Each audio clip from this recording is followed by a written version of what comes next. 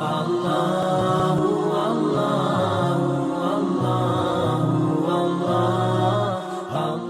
hal mendasar yang saya harus ingatkan diri saya dan teman-teman sekalian. Coba ya, dan selalu upayakan serta bekerja keras untuk itu.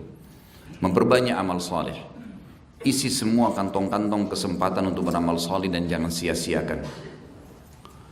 Jangan hanya tahu menonton teman atau orang di sekitar kita panen pahala, sementara kita tinggal diam dan hanya tahu memuji orang lain. Saya kasih contoh. Kalau seandainya ada dua orang, si A sama si B, lagi jalan naik mobil. Si A pemilik mobil, si B orang yang numpang. Pas lampu merah, berhenti, ada seorang fakir ketuk jendela mobil. Si A pemilik mobil menurunkan kacanya lalu mengeluarkan uang 10.000 atau 50.000 rupiah. Kira-kira kalau antum berada di posisi si B, apa yang antum lakukan? Hah? Kok diam semua ini? Kira-kira kalau antum di posisi si B, apa yang antum lakukan? Umumnya enggak masalah, jangan takut salah. Saya enggak siapin cambuk. Hah? Banyak orang melongo.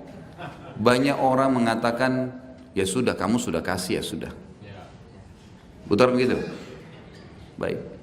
Tahu nggak kita teman-teman sekalian, pada saat kita di posisi B, hanya tahu memuji teman kita yang membantu, atau merasa cukup karena teman kita sudah bantu, kita sedang tonton dia untuk masuk surga.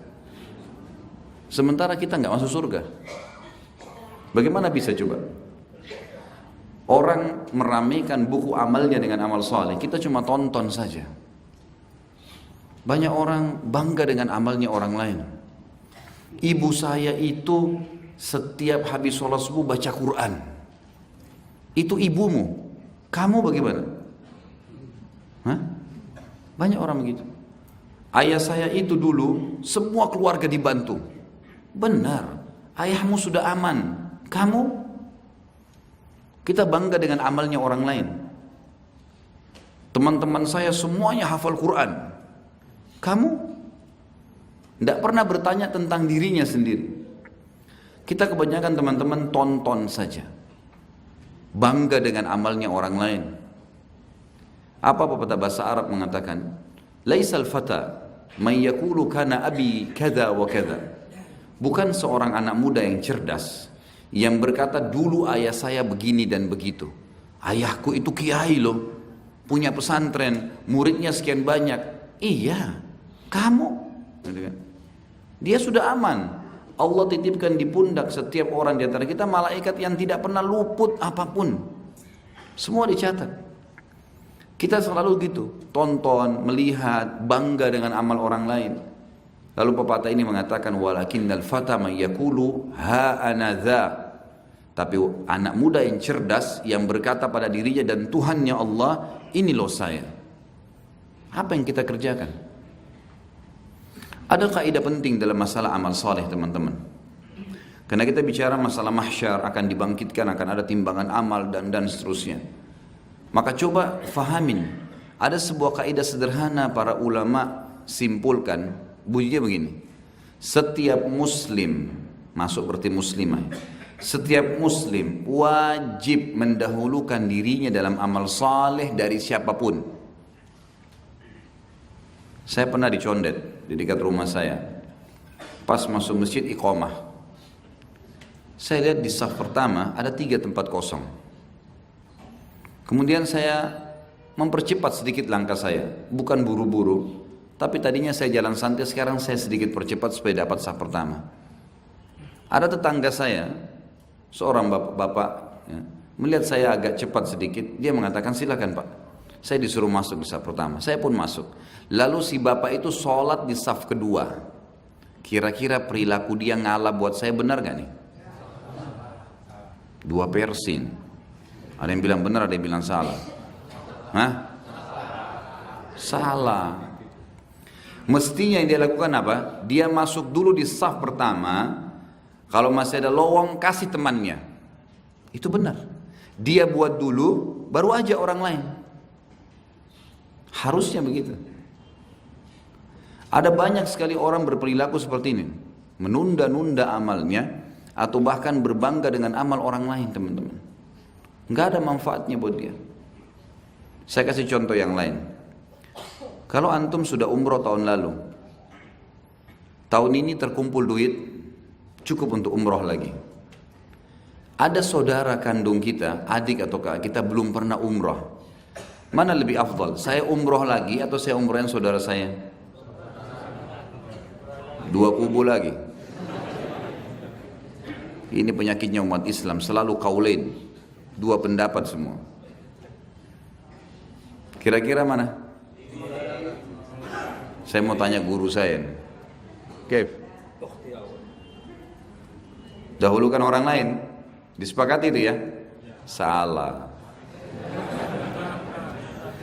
Harus dia umroh dulu. Kenapa?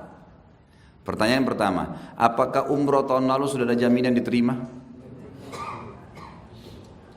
Yang kedua, yang sedang punya duit dia atau saudaranya? Berarti yang punya kena kewajiban ibadah siapa? Bagaimana bisa dia berikan umroh saudaranya, dia nggak umroh? Dia tonton orang itu ibadah, dia sendiri enggak. Yang benar, dia umroh lagi, ada lebih rezeki, ikutkan saudaranya. Nah itu betul. Harusnya begitu. Ini sebenarnya peluang-peluang ibadah yang banyak orang sia-siakan. Dia tidak ikutkan dirinya di ibadah-ibadah itu, padahal sebenarnya dia lebih membutuhkan. Tahu nggak teman-teman sekalian, kenapa setiap kali mau makan baca doa?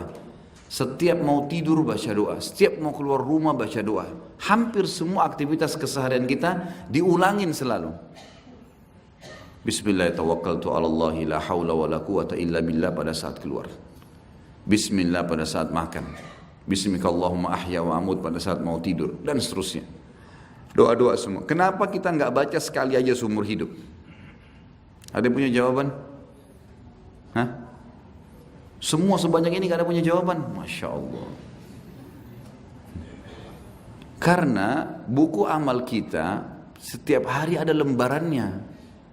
Amal antum yang kemarin udah dicatat kemarin itu. Hari ini, besok dan seterusnya. Makanya terulang terus.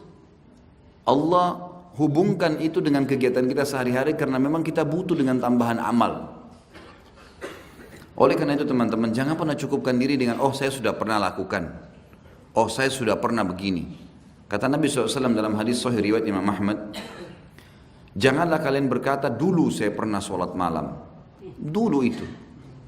Dulu waktu saya umur 20 tahun, wah luar biasa, setahun penuh saya sholat tahajud. Aman itu. Udah dicatat kok. Sekarang, besok selama kita masih hidup, setiap hari ada buku lembaran amal nih. Jadi dari apa yang saya sampaikan dalam pembukaan ini teman-teman sekalian, saya mengajak diri saya dan anda sekalian untuk fokus mengisi kantong-kantong amal di depan mata kita. Banyak. Jangan cuma tahu ngomong. Imam Malik rahimahullah ditanya, saya pernah jelaskan ini, ditanya oleh muridnya tentang fadilah membebaskan budak. Beliau tidak jawab 2 bulan. Diam nggak jawab. Setelah 2 bulan baru beliau bilang, siapa yang tanya 2 bulan lalu tuh? Imam Malik tahu, 2 bulan lalu tentang masalah fadilah membebasin budak. Kata muridnya satu orang di belakang saya, Imam. Baik. Dijawab sama beliau, fadilahnya begini, fadilahnya begini, fadilahnya begini. Di antara hadis yang beliau sebutkan adalah siapa yang menolong orang yang terlilit utang, mujahid, dan juga orang yang ingin membebaskan diri dari budak, keterbudakan, namanya mukatib, maka dia akan dapat naungan Allah di hari kiamat dan tidak ada naungan kecuali naungannya. Setelah selesai, kata muridnya, wahai imam, kenapa 2 bulan anda baru jawab? Kata Imam Malik, selama 2 bulan saya kumpulin duit dulu. Kemudian saya beli budak, saya bebasin, baru saya suruh kamu. Kerjain dulu. Kabura maqtan indallah yang taqulu ma la taf'alun. Berat di sisi Allah, kamu cuma mengucapin tidak mencontohkannya. Harus diamalkan.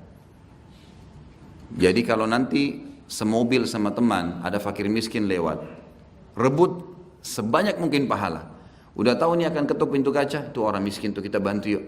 Sudah ada pahala amar ma'rufnya. Dia buka jendela kasih sedekah, kita juga kasih sedekah. Kalau udah duluan ini titip ya, kasih. Mungkin dia kasih, kita dapat bagi pahala sedekah kita dan pahala sedekah dia. Daripada ya sudah, kamu udah kasih sudahlah. Terus menerus tonton orang berbuat baik, nggak ada gunanya. Kadang-kadang ada ikhwah gitu, pergi pengajian. Seringkali diingatkan sama temannya, hari Selasa ada taklim tuh di Al-Fatah. Dia bergantung sama temannya, tunggu diingatkan. Kalau temannya lupa ingatkan, kenapa ente nggak ingatin? Gitu. Jadi dia menggantungkan temannya supaya panen pahala. Kenapa bukan dibalik, antum yang undang dia? Bergantung, sudah gitu dia tidak datang menjadi salahin lagi temannya. Kenapa ente nggak hubungin anak? Gitu. Ini dalam bahasa Arab dikatakan akhasyafan wa su'akila. Jadi orang Arab dulu punya sebuah pepatah, kalau ada penjual kurma, dia taruh di depan kurmanya bagus, di dalam kurmanya buruk. Pada saat dibungkusin orang, kurma yang buruk nih, yang kering dikasih orang, kemudian pada saat ditimbang, timbangannya kurang lagi, jadi dua keburukan. Udah menipu kurmanya nggak bagus, tambah lagi timbangannya kurang. Maka keluarlah pepatah bahasa Arab, akhasyafan, apakah sudah kurma kering, wasu akila, tambah lagi dengan timbangan yang buruk. Ini tadi sudah tidak hadir di majelis ilmu, salahin lagi temannya. Gitu. Kadang-kadang orang gitu, temannya sudah sedekah, kok cuma 10.000, kesian tuh. Loh dia keluarin. Ini apa istilahnya nih? Goblok ya. Alhamdulillah tidak tersinggung siapapun karena saya tidak sebut nama ya. Tapi kalau antum ingat Ustaz Khalid bilang goblok nih, akhirnya tidak mau lagi kalau tidak nyumbang. Harusnya begitu. Baik, berbicara masalah hari kiamat teman-teman sekalian, penentuan tentang apapun di hari kiamat itu ada di sekarang, di tangan antum sekarang. Mumpung kita masih hidup, ini penentuannya sekarang. Dan tidak bisa lagi, sulit untuk diperbaikin nih. Semua yang kita lakukan di sini kita akan panen di sana. Maka maksimalkan apa yang akan kita panen ini.